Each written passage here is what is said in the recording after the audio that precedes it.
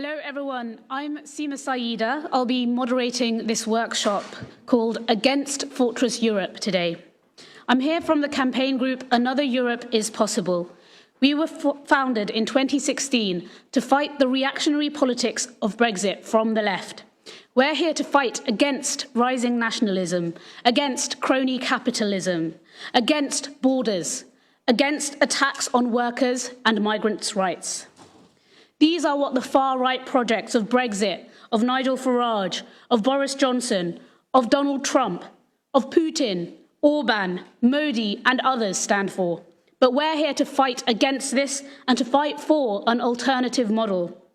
We're here to fight for a world without borders, organising social and labour movements internationally to fight for a new, socially just and democratic economy.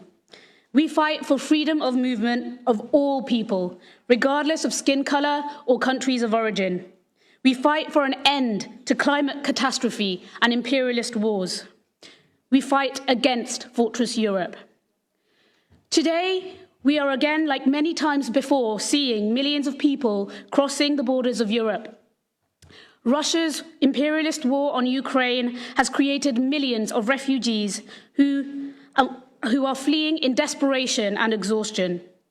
We have seen that while more must be done to shelter, house and support these refugees, Europe can let them in. Poland opened its borders with welcoming arms to Ukrainian refugees, and Ursula von der Leyen recently has said that Ukrainians are welcome into the European Union. This is good and this is right, but we have also seen deep racism on these very same borders. Africans and Indians and racialized people fleeing Ukraine have been separated from white Europeans and sent to the back of the queue at these borders, not being let in at all in some cases. The Polish government recently circulated a graphic which depicted white European people as refugees and labelled black and brown people as migrants.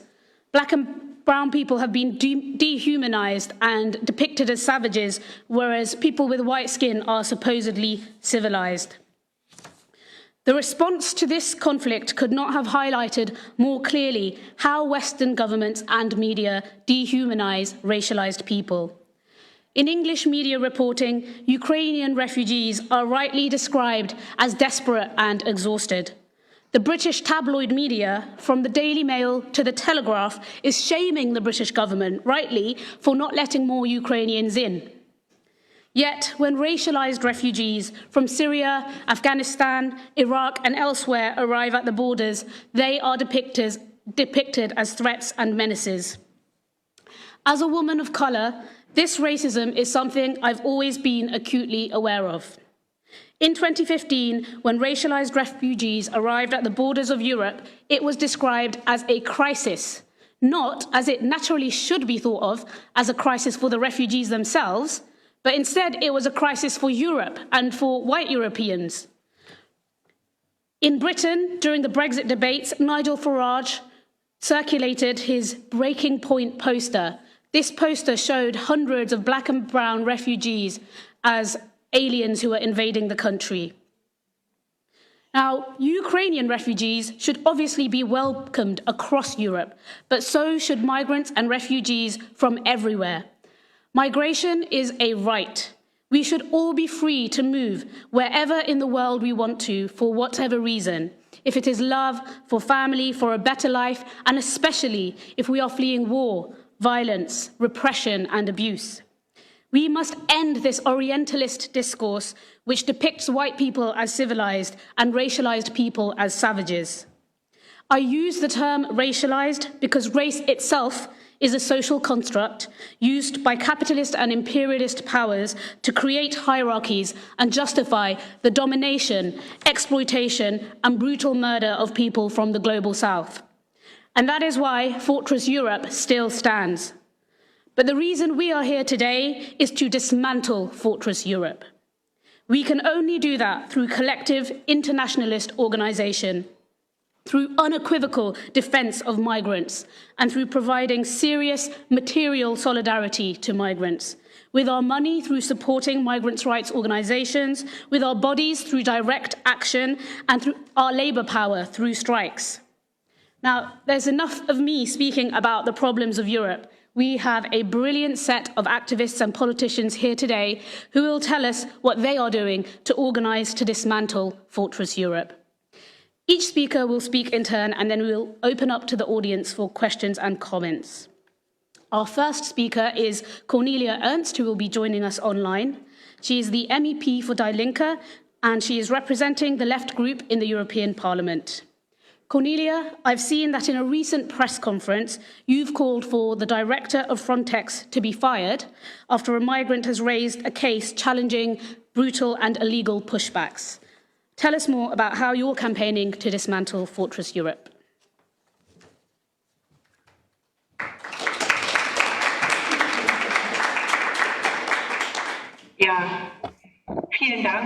Thank you very much, first of all, for your invitation. Thank you for this conference. That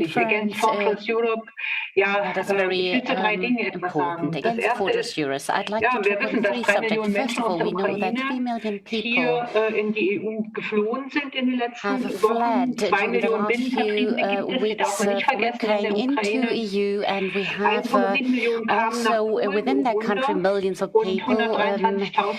Over 1 million have come to Poland, 120,000 into Germany, most of them children.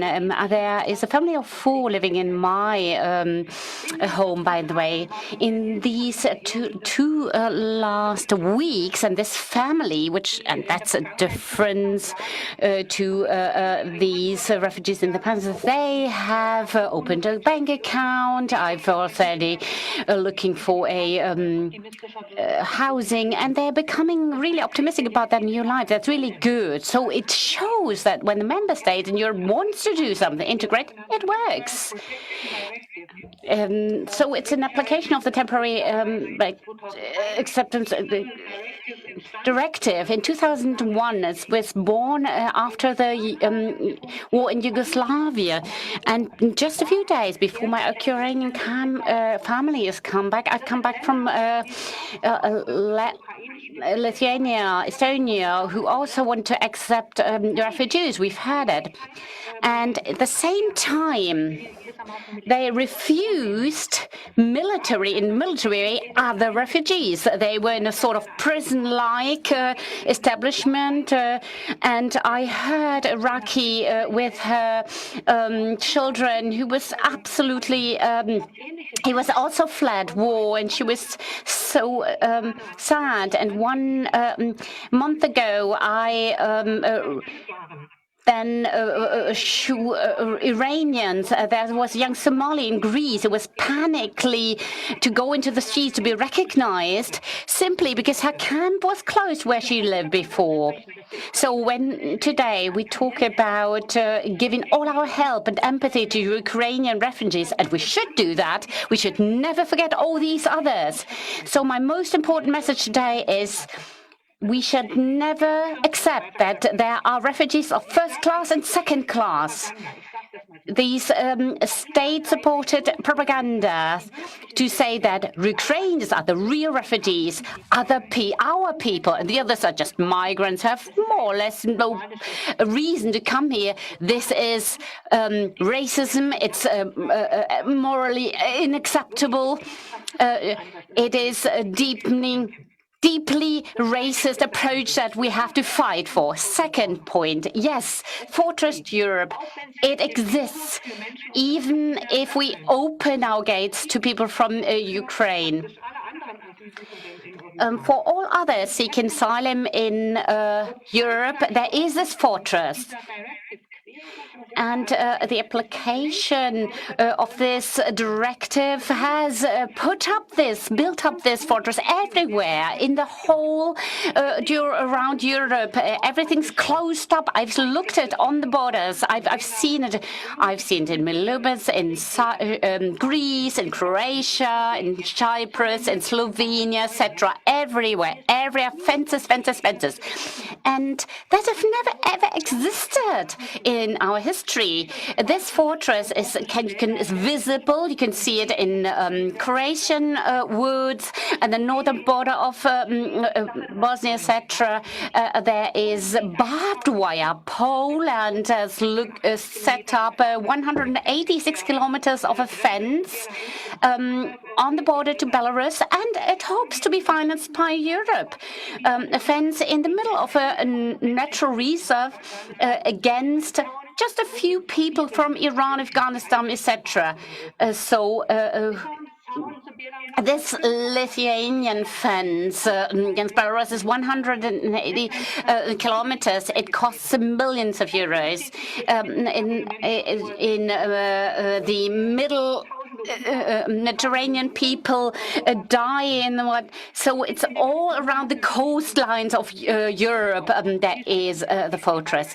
I have really traveled a lot and become a witness of this hell.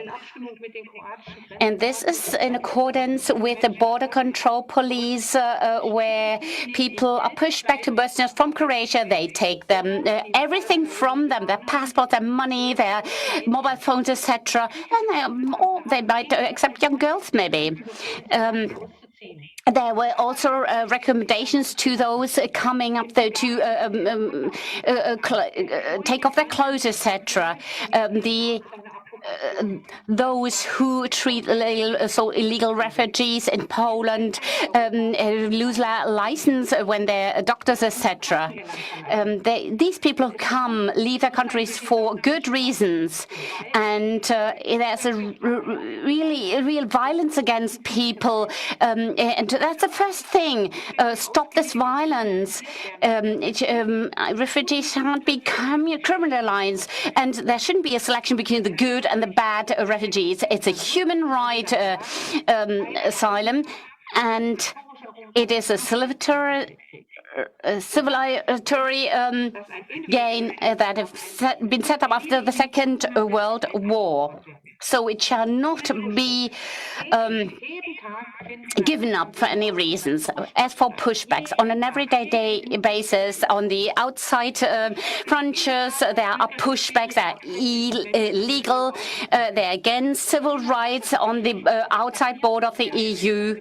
And it is a hindrance to an individual verification of all the cases at a daily basis. We find that it is not only in the individual member states, but also at the level of the Commission that should really be the guardians of the contract and of the does not respect it. And also we have to deal with Frontex.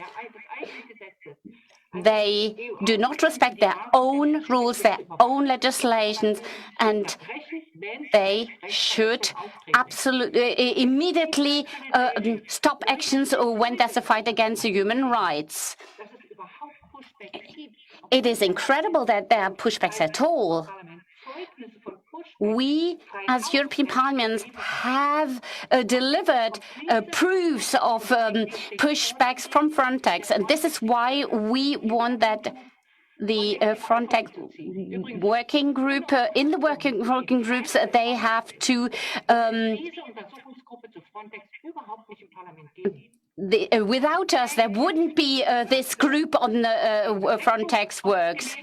So there were more than 1,500 pages by the Border Violence Network that have been, there were 900 witnesses who told about Frontex violations. So we claim to abolish Frontex as part of the program, setting up an independent monitoring mechanisms for the surveillance of the actions on the outside EU borders. And there's also a report on Frontex, and that real consequences have been taken. A third point, the front As a European Parliament, there is a draft resolution by the European Parliament that has been presented at the EP level. I don't want to go into detail, but I want to talk about the three Fortress Europes. So these draft resolutions do not respect the responsibility of the EU for the first country that have been entered. These countries should push back and be responsible by pushing them out. Second, the proposal contains majority other proposals on screening systems, Eurodac, etc., but no obligations to accept refugees. So you can push back and be in favor of the deportation, yes, but and there's the French association said that wants to split up this legislation together with the member state, with the councils, but those concerning asylum shall be put aside, whereas deportation shall be implemented immediately. If that would be implemented, adopted, there wouldn't be any asylum right in the EU anymore. That is where we are right now. So no proper regulation. It would be a new vision of the Fortress Europe, because those decisions concerning refugees wouldn't be taken anymore within the EU, but at the borders outside the EU. It's in what we call the externalizations of asylum policies, somewhere in the Libyan desert, for where people are put into prison-like establishments with EU money, or you push refugees into the small, poor Bosnia, because meaning the pushback shall then start with the outside Europe. So the EU will lose its soul, yes. What we have to understand is, let's get out of this refugee policy thinking that the refugees also bring something to us. Liberty and free traveling is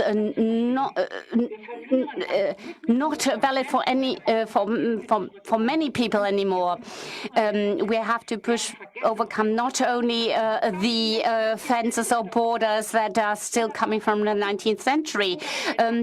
People from Kosovo, from other people, or Romas, have no perspective anymore to fight this kind of policies. It means to defend civilizations, the purpose of being human beings, so that the diversity of human life can survive. This is the sense of left policies, and this is how we group up and solidarize with all communities and the left of Europe in order to defend human rights at all levels against the Fortress Europe. Thank you very much.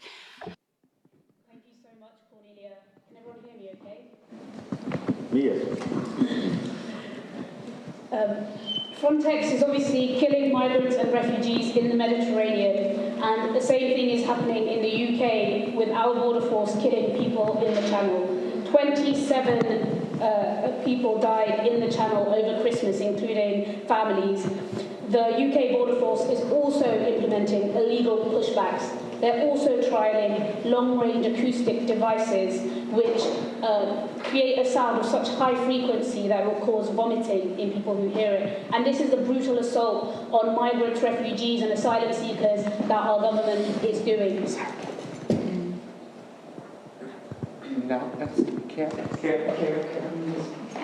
And this is why these inhumane, militarized borders must be abolished. We have no better person to speak to us next than Mohammed Al-Kashef from Egypt, who organizes with Watch the Mediterranean Alarmphone and Abolish Frontex. Mohammed, what's happening in cross-Mediterranean organizing, and how can we organize internationally to dismantle Fortress Europe? Over to you. Okay, thanks for introducing me. Yeah, I'm originally from Egypt, but I'm living here in the heaven of Europe since 5 years, actually. And, and I'm involved with the different networks and organizations that supporting the freedom of movement. And it's called Watch the Med, without training, like just the Med, because it's also kind of, it's in the middle way, like Mediterranean for a long time used to be this connecting sphere between North and South, between East and West. And what we are witnessing now for a long time, that the EU started this offering the privilege for its citizen of freedom of movement, transferring freedom of movement from a fundamental human right to be a privilege. You deserve it if you are a European citizen with a strong passport, with a strong paper. And the policies developed a lot the last years and building a real fortress. But yeah, as Cornelia was touching the topic of Ukraine and the structural racism, we see this fortress Europe has doors. And the doors open whenever they decide, who are they? The states, the people in power, the politicians, the policymakers, whatever. We actually witness a phenomenon that when there is a war, and we believe that it's a war, huh? The media talks about the war, we open the borders, the policy changed. We offer the temporary residence because they are war refugees, they are real ones, huh? They are not claiming that. And then the public opinion actually accepting that because it's easily, you can see the direct relation between the EU politics and what's happening in Ukraine. But also what's happening in the South Mediterranean and neighborhood countries, it's a direct consequences and impact of EU policies in these places. This fortress is using the digital technologies, the equipments, the devices to control and to prevent the movement of the people who are fleeing war.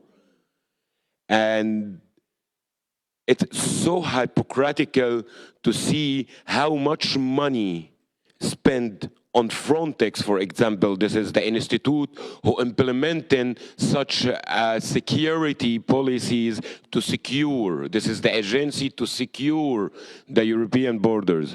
How much funds in drones, in cameras, in biometric devices just to compact and to prevent this. How many agreements and how much money spent on the third countries, in the agreements, in the readmission, in the deportations. And all the times there is the excuse, this is the only way to handle such a problem, such a crisis. It's not a migration crisis, it's not a refugee crisis, this is a political crisis, and last days actually proved that. All the time that we think, the problem is there, the solution is here. But to be honest, no, the solutions are there, and the problem is here. The problem starts from here. Starts from the politicians, starts from the racism approach. No, they are not like us, they are a threat to our culture. Our civilization, welcome to your civilization, just a couple of hundred. All this civilization actually built of the heritage and legacy of this non-European civilizations. And then we are talking about integration, to integrate these people. And before all that, what we witness actually, they are not dealing with this human lives. Not at the channel, not at the sea. The Mediterranean is just turned to be a grave for thousands of people since ages. We are not welcoming these poor refugees. They are coming here to take a chance of us. But we are welcoming the well-educated, same color migrants, and sometimes we call them expats, and a country like Germany offer them blue cards because there's benefits coming out of them. And it's faster. They will work, they will pay taxes, they will pay insurance and rent and all this thing. This is business. And when we look to the borders again, to Frontex, who's the collaborators? Many companies and corporations that just collaborate for money, for business. It's not about human rights, it's not about security, no, it's just business. It's industry. And it's market. Look what's going on in Libya for years, for more than 8 years, not 8 weeks. It's war, it's real war. What happened in Syria, it's proxy. The same guy who bombed Ukraine was the same one bombing Syria for a long time, but there was no reaction. No international reaction. Happened once in 2015, and then there was this international decision by UN in 2016, and when we see that people are just crossing the border. Germany, Europe didn't open the door intentionally in 2015. That's why they are calling it crisis, not the summer of migration. They call it crisis because it was forcibly open, because just people on the move. They have nothing to lose. They are fleeing the war. And when we are looking to these communities, the migrant refugees communities, nowadays in Europe, after 6-7 years, they are given the society back. They are working, they are learning, they are educating others.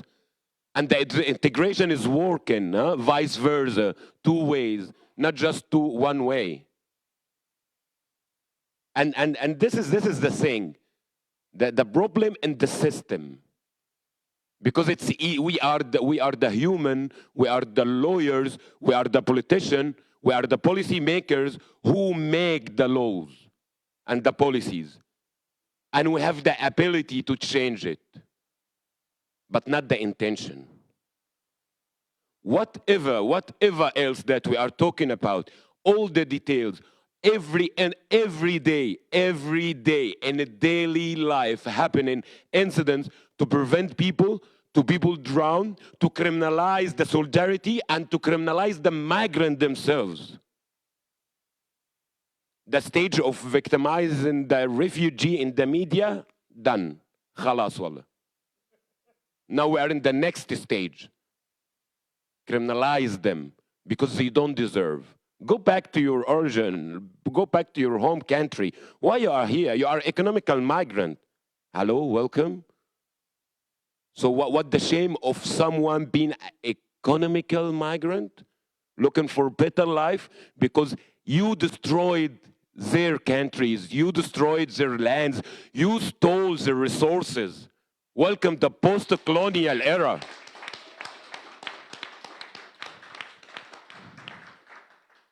So Frontex just a tool. Frontex just an instrument to implement the policies. It's just a tool in the system's hand. The problem really in the system. And if you want to really change this, we have to start changing the approach and how we are looking to others. Thank you.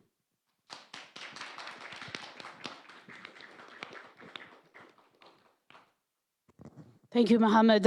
You're so right. It's just really important to completely change the narrative and the approach. And I think you've highlighted that these states are now moving away from simply victimizing towards criminalizing. And again, that's something that's also happening where I'm from in the UK, where the Nationality and Borders Bill is now going to introduce 10 years in prison for someone just if they help an asylum seeker to arrive in the country.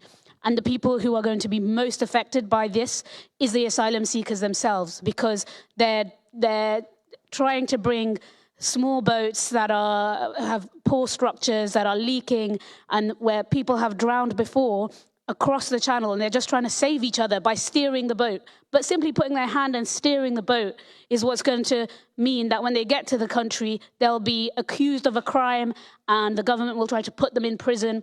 It will try to deport them. It will try to process them in offshore detention camps like British Guantanamo Bays. And we need to fight this. And so our next speaker is someone who has been on the front line of the Mediterranean, captain of the rescue ship Iuventa, Dariush Beigui. Iuventa has saved thousands of people from drowning in the Mediterranean, yet it was seized by the Italian government, and you and many crew members have been threatened with decades in prison. Tell us why it's important for people to rise up, to defy far-right governments, and continue to give material solidarity to migrants across the border.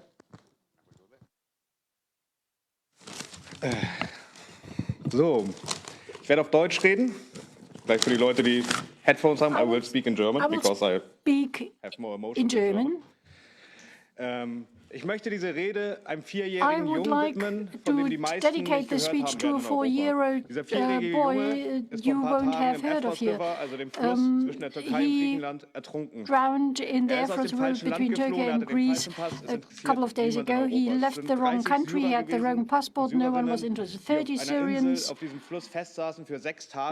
were stuck on an island in the middle of the river, and no one was rescued. In over the 6 days, they drank the water in the river there, they ate what they could find, but Europe was not interested. They fled the wrong country. So this speech is dedicated to this 4-year-old. On the 2nd of August 2017, the Iuventa was confiscated by Italian authority. It was one of many ships of the civilian distress at sea rescue service. In the month before, I was 3 times in the central Mediterranean, had the luck to help thousands of people from drowning. There were criminal proceedings against us for years. On the 21st of May, our trial will start in Italy. Aiding and abetting illegal entry. The highest penalty is 20 years. Until now, it cost me mainly nerves, time and money. Others were less lucky. Nearly 10,000 people drowned in the Middle Mere since the confiscation of the Iuventa. The unreported cases are much higher because many boats capsize without anyone noticing. Europe's policy is racist and lethal. Again and again, distress signals are ignored. Rescue service centers do not respond when they are informed about the position of an overcrowded boat. This is one of those sentences that you need to really understand. Rescue services do not react. This is a failure to lend assistance, even if it was not a crime. It is simply horrible. European rescue services intentionally risk hundreds of lives because they ignore distress signals. How can such people sleep? Are we not outraged enough, not angry enough, compared to what actually happens before Europe's doors every day? Drowning is not the most horrible thing. Again and again, boats are discovered in the Atlantic with dead bodies where people have died and starved one by one, and people watch one another die. Again and again, there are 1 or 2 on these boats who are still alive. They watch their best friends or their own family die. That people have to die in that way, that people have to try in that way to come to Europe. This is intentional decisions of European politicians. Drowning doesn't take long. If a boat would have capsized at the beginning of my speech, most of them would have drowned by now, no matter whether it's 10, 100 or more people. Europe's response to the thousands of dead was to end European rescue missions, and then a brutal, unscrupulous henchman was built up. The Libyan Coast Guard, which over the past few years caught tens of thousands of people illegally, but on Europe's commission, and brought them back to Libyan camps. And also criminalizing civilian rescue services is an important aspect.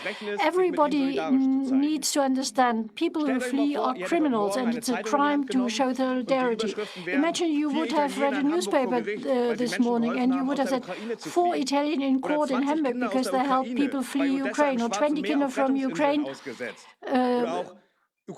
found on an island in Odessa. Ukraine on escaping eat leaves because there's nothing else to eat, or in a shelter in for people from Ukraine there's neither water nor electricity. For many people this is the daily routine for many years. If we ignore the nationality, then it just indicates that we should not just be touched when people from Ukraine are concerned.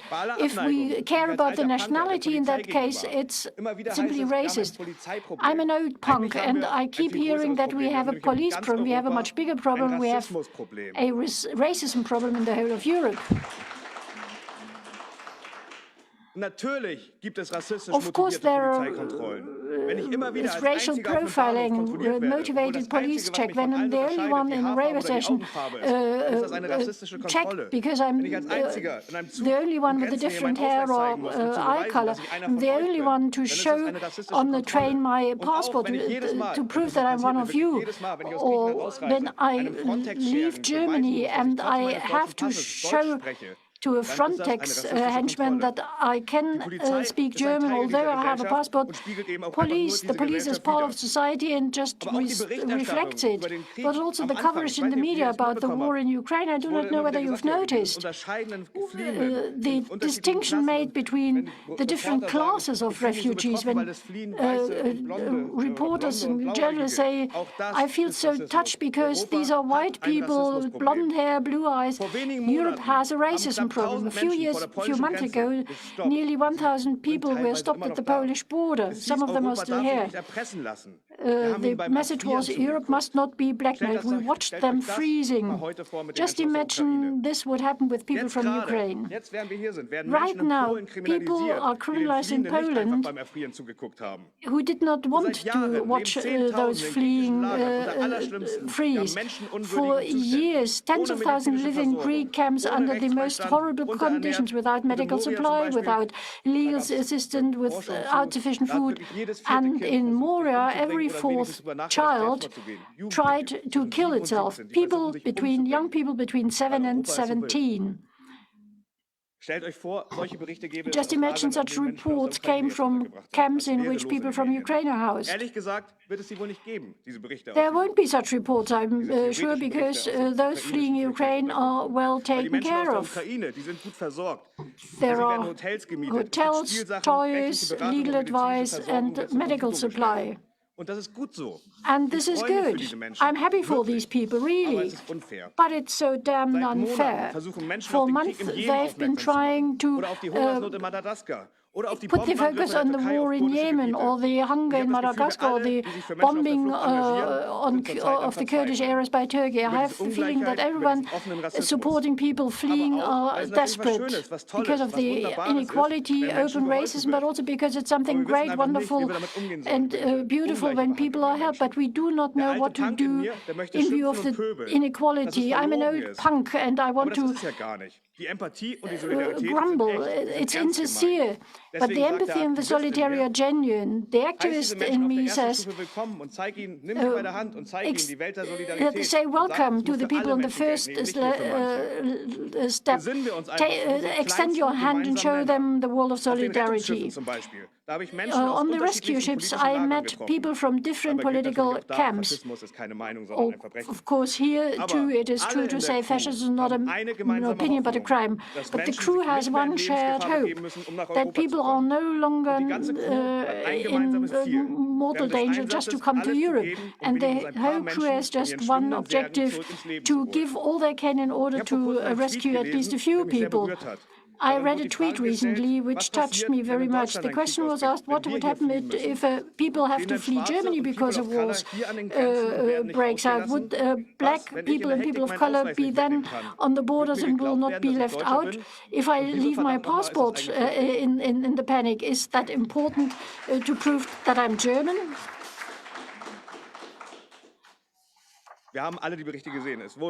We all saw the report on black people and people of color from Ukraine were pushed aside on the border while the white ones could carry on. We need to end that. It must not be a question of the passport, the skin color, or origin. The problem is racism, brick by brick, wall by wall. These are the wells we have in our minds. This is what we activists have to do, destroying the walls in the minds to support life, to fight death. Thank you. Thank you, Dariush. Solidarity to you for all of your activism, and more importantly, thank you for the call for solidarity from everyone to migrants who are drowning in the Mediterranean and the Channel and the brutal borders of Europe. What you said today made me think that the mainstream media is depicting many black and brown and racialized refugees as uncivilized and savage, but the real uncivilized and savage concept and creature is Europe's racist borders.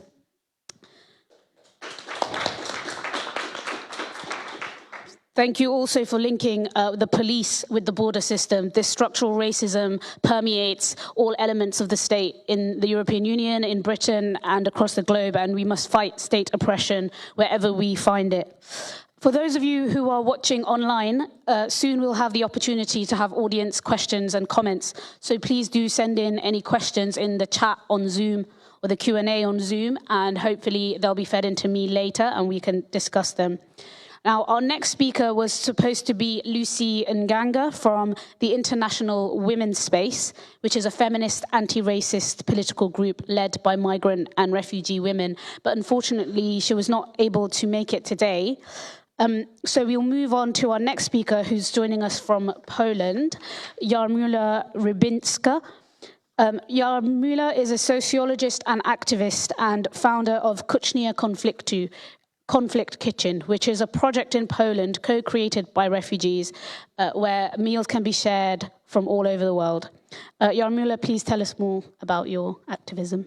Yeah, thank you so much for bringing this Eastern border perspective. I just came back last week from Belarus, Polish and Belarus border, and I know all eyes are on Ukraine right now, and I also understand that, but I will maybe a little bit repeat what you just said, that I don't know how much you are aware of that, but since 7 months there is like a serious humanitarian crisis, and people, just last week we had another funeral of a person from Yemen who didn't survive this road, this trip. I don't know, he didn't make it to this European Union, and there is Cornelia mentioned fence. It's actually a very big wall being constructed for almost 2 billion of Polish zlotys on this border.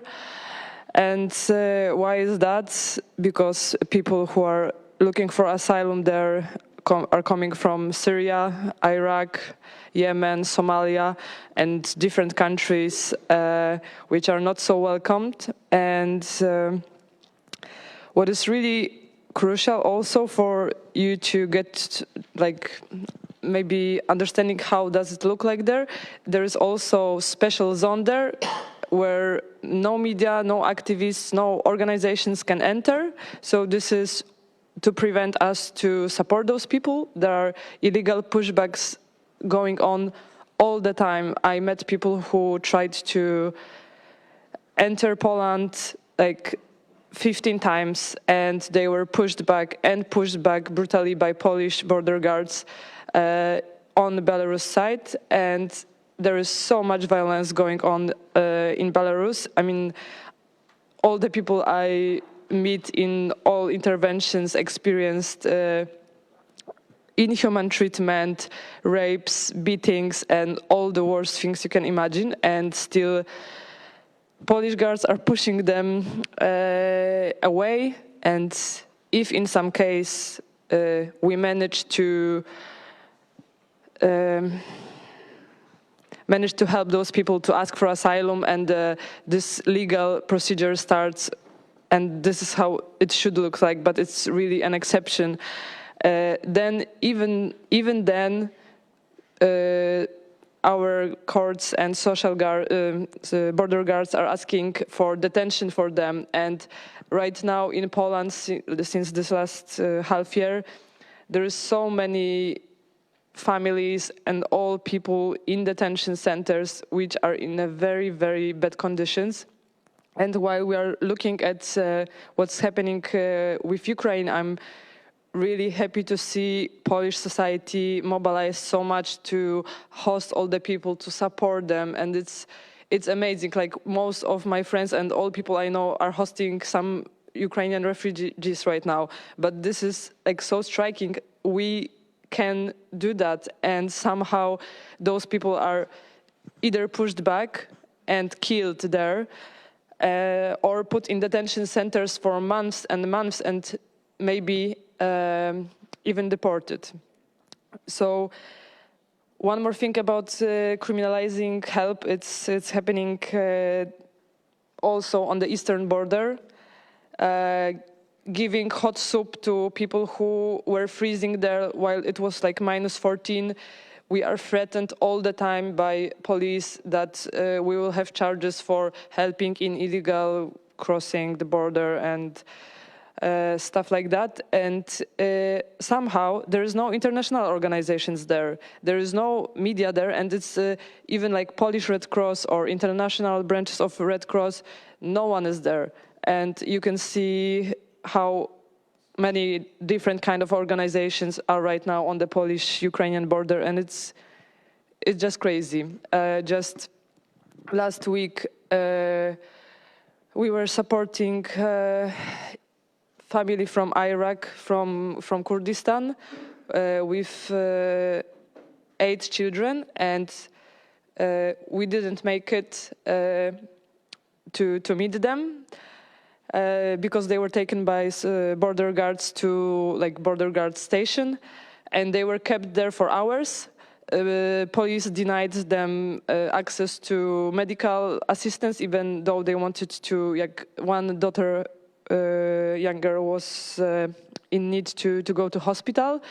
They denied all applications for asylum, and then they drove them to Belarus. They pushed them back outside of the barbed wire, and watching this while, as you said, kids on the Ukrainian-Polish border are,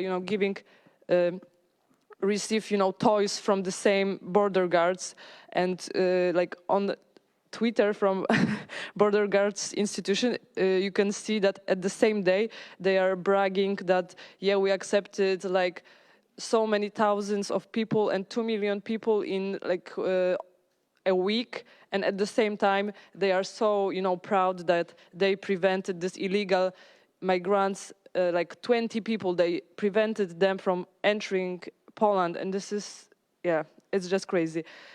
So what we are doing is, what I can ask you for is to bring as much attention as you can to what's happening there, because it's not over, and even people in Poland think, oh, it's not over, because it's not even in the media anymore, so people in Poland are not even aware what's happening, so it's still happening like this.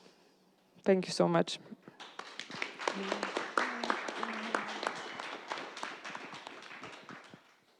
Thank you so much, Jarmila. And I'm ashamed to say that the British government as well has been sending military support and financial support to the Polish border to help build these fences and help build this militarized response to racialized people trying to claim asylum and flee the wars and violence that often has been created by Western powers.